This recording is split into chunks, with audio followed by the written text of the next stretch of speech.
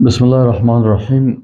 الحمد لله والصلاة والسلام على رسول الله صلی الله علیه و سلم و علی آله و صحبه اجمعین. اما بعد، دوستان عزیز، خواهرای عزیز، برادرای محترم، السلام علیکم و رحمت الله و برکاته. در درس چهارم ما و شما هستیم که اسم الرحمن الله سبحانه و تعالی هست که این میخوانیم. قبل از اینکه اسم الرحمن رو بفهمیم، لازم است که ما و شما اول کلمه رحمت رو بفهمیم، چون اسم الرحمن و الرحیم از رحمت گرفته شده هست. پس خود کلمه رحمت چی معنا میده؟ اول، رحمت به معنای نرمش، لطف و مرحمت می باشه. دوم، رحمت به معنای مغفرت است. و سوم، به معنای حیات بخشیدن و تر و تازه ساختن هست. و چهارم، به معنای نبوت هم آمده هست در قرآن عظیم شان. مثلا والله یختص برحمته من یشاء، یعنی یختص بنبوته من یشاء، یک تعداد را به نبوت خود تخصیص میده. و در قسمت اقسام رحمت، دوستای عزیز، رحمتی که به الله سبحانه و تعالی نسبت داده میشه، طبعا وقت ما و شما بحث میکنیم سر صفت الرحمن و صفت الرحیم و رحمت الله سبحانه و تعالی، ذهن ما به صفت خاص به ذات ذوالجلال و عظمتی که هیچ مشابهت صفاتش با مخلوقات نداره.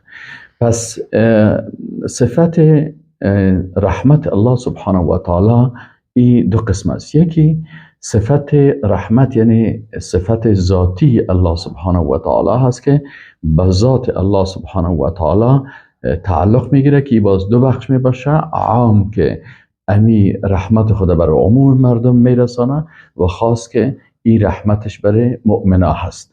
و اصل صفت ذاتی الله سبحانه و تعالی هست که الله سبحانه و تعالی اما تو یک صفتی را داره که او عبارت از رحمت و مهربانی هست.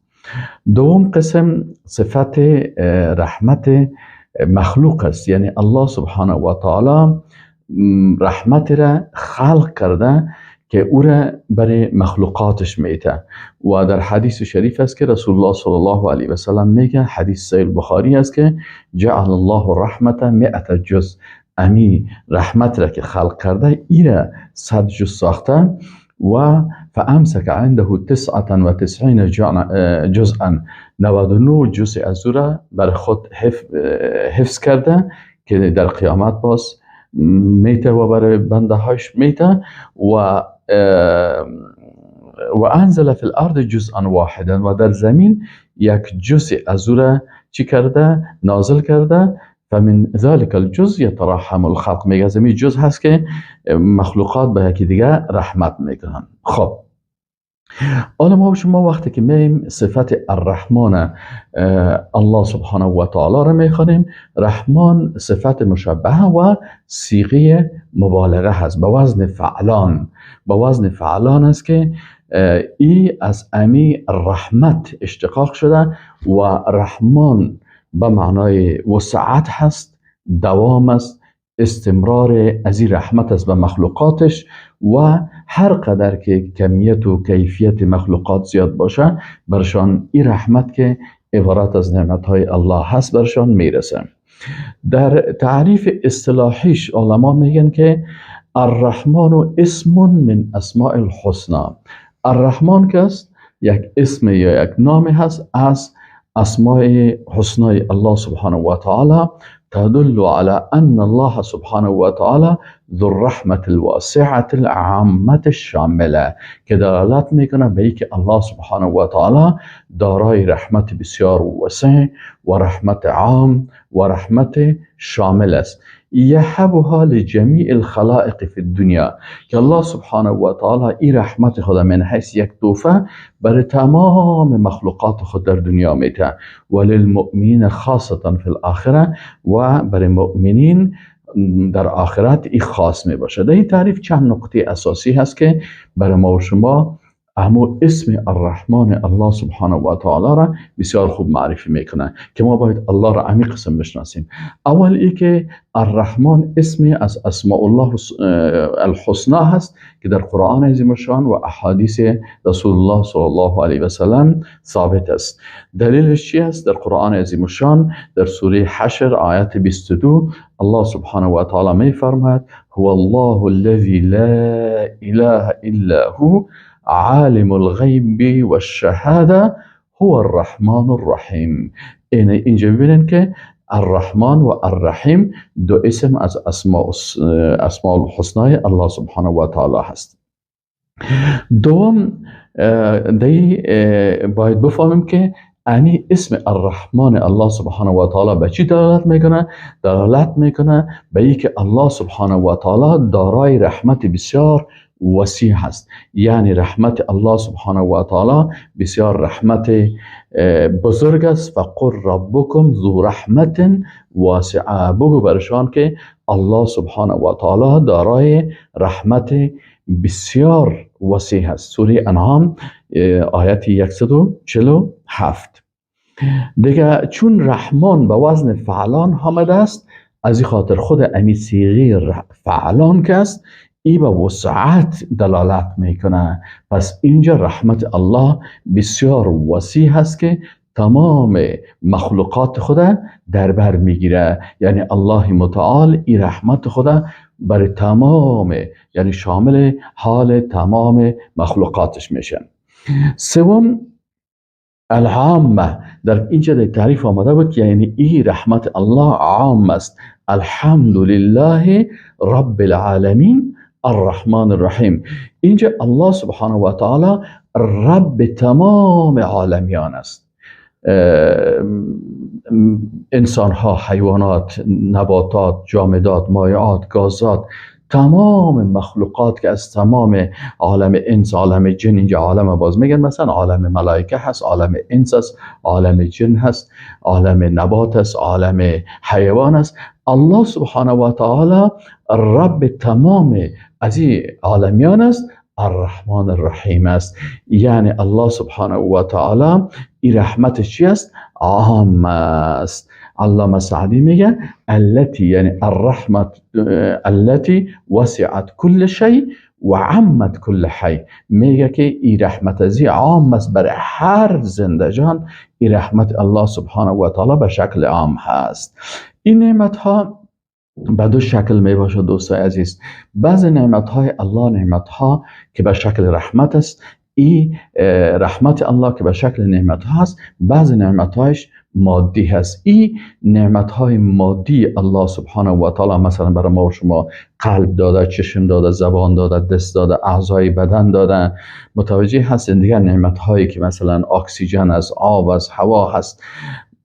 اما یهدیکم فی ظلمات البر والبحر، یعنی کی شما را هدایت میکنه و راهنمایی میکنه در تاریکی های خشک و در بحر. نعمت های الله هست که ما و شما راه خدا پیدا میکنیم و از نعمت های الله در خشک استفاده میکنیم و از نعمت های الله در بحر استفاده میکنیم. و ما یرسل ریاح، خود امی بادها که هستن این کلش چی است؟ بشرن بین یدی رحمت.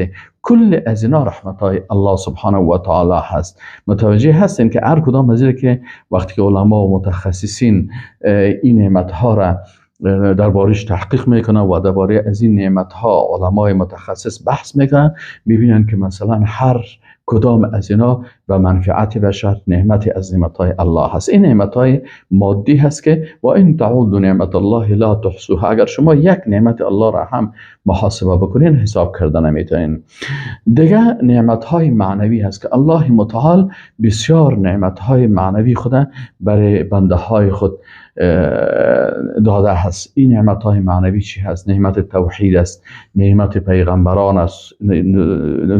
ارسال کردن پیغمبران یک نعمت است. اگر پیغمبران نمی بود، اگر کتاب های آسمانی را الله نازل نمیکرد، ما در یک جهل و دلالت حتی از حیوانات هم بدتر می بودیم. پس الله سبحانه و تعالی این نعمت خدا برای ما و شما داده که این نعمت های خدا کلش برای ما و شما چی کرده؟ مثلا الله سبحانه و تعالی این نعمت های معنوی را هم برای ما و شما داده. ایمان، عقیده، توحید، این کلش نعمت های معنوی هست. تنزیل من الرحمن الرحیم. الرحمن علم القرآن خلق الانسان علمه البیان. ببینید که الرحمن ذات هست که این نعمتش چی است که انسان تعلیم داد. چی را؟ القرآن. قرآن عظیم شان برای انسان، برای ما و شما تعلیم داد. قرآن نازل کرد و دیگر کتاب ها را قبل از این نازل کردن. علامه حقی میگه در تفسیرش، میگه الرحمن هو العطوف علی العباد. میگه ذاتی است که بسیار مهربان است بر بنده هاش. به ایجاد اول میگه این بنده ها را چی کرده؟ ایجاد کرده، خلق کرده. و بالهدایت الی الایمان، به هدایت رهنمایی. یکی هدایت عام است. هدایت عام الله که است هدی للناس، برای تمام، برای کافر، منافق، مشرک، مرتد، برای کل از اینا الله سبحانه و تعالی هدایت فرستاده که اینا از این هدایت استفاده بکنن و خود اصلاح بسازن. و یکی هدایت خاص است که او هدایت چی هست؟ هدایت توفیق است که برای مؤمنان میده. باز هدایت دیگه چی است؟ هدایت استقامت است که الله متعال برای بنده های خود استقامت، بنده های خاص خود استقامت بر ایمان نصیب میکنه که الله متعال نصیب ما و شما بکنه. و اسباب سعادت ثانیه، دیگه اسباب سعادت میگه برای از اینا دادن. و الاسعاد بالآخرت، دیگه سعادت در آخرت. سوم، والانعام بالنظر الی وجه الکریم. رابعا، سیکنن برای مؤمنان چی نعمت های دوامدار. باز امی قسم زیادتر است که نعمت های جنت است و بالاخره نعمت دیدن به طرف رب ذوالجلال هست. دیگه در تعریف آمده بود که این نعمت الله سبحانه و تعالی شامل است. الرحمن علی العرش استوى. اینجا علما میگن وقتی که در قرآن عظیم شان کلمه الرحمن علی العرش استوى، استوای الله بر عرش با اسم الرحمن شروع شد. وقتی که الرحمن علی العرش استوى، به این معنی که الله سبحانه و تعالی که ذات الرحمن هست و بر عرش استوا کرده و عرش بالای تمام مخلوقات است. بناء رحمت عام الله شامل تمام مخلوقاتی که زیر آسمان ها قرار داره. زیر آسمان ها زیر عرش است و ما و شما زیر آسمان ها در زمین در اینجا قرار داریم. بناء این نعمت ها برای کلگی به شکل چی است؟ شامل و عام هست. چهارم نقطه که باید در اینجا بفهمیم، یهب حال جمیع الخلائق فی الدنیا. امام طبری رحمه الله میگه که یعنی الله سبحانه و تعالی همین نعمت های خود در دنیا برای کلگی میده. مثلا الله سبحانه و تعالی میگه در قرآن عظیم شان الحمد لله رب العالمین الرحمن الرحیم. امام طبری در تفسیر چی میگه؟ میگه انه مالک جمیع العالمین. الله سبحانه و تعالی مالک تمامی عالمیان است و سیدهم و سید از اینها هست و مصلح از اینها هست و ناظر لهم و الرحیم بهم فی الدنیا والآخره. و علامه انصاری چی میگه؟ او میگه ذو رحمت شاملت لجمیع الخلائق فی الدنیا. رحمت الله سبحانه و تعالی شامل هست بر تمامی مخلوقات در دنیا. و دیگر نقطه که در اینجا باید بفهمیم وللمؤمنین خاصتا فی الاخره. این نعمت های الله در آخرت برای مؤمنین خاص است و برای مؤمنان به شکل خاص در آخرت می باشه. یعنی یختص برحمته من یشاء والله ذو الفضل العظیم. آل عمران آیت 74. یا و اما الذین بیضت وجوههم ففی رحمت الله. یعنی کسایی که در روز قیامت چهره هایشان شاداب و سفید می باشه، میگه اینا در رحمت الله سبحانه و تعالی قرار دارن. و السلام علیکم و رحمت الله و برکاته.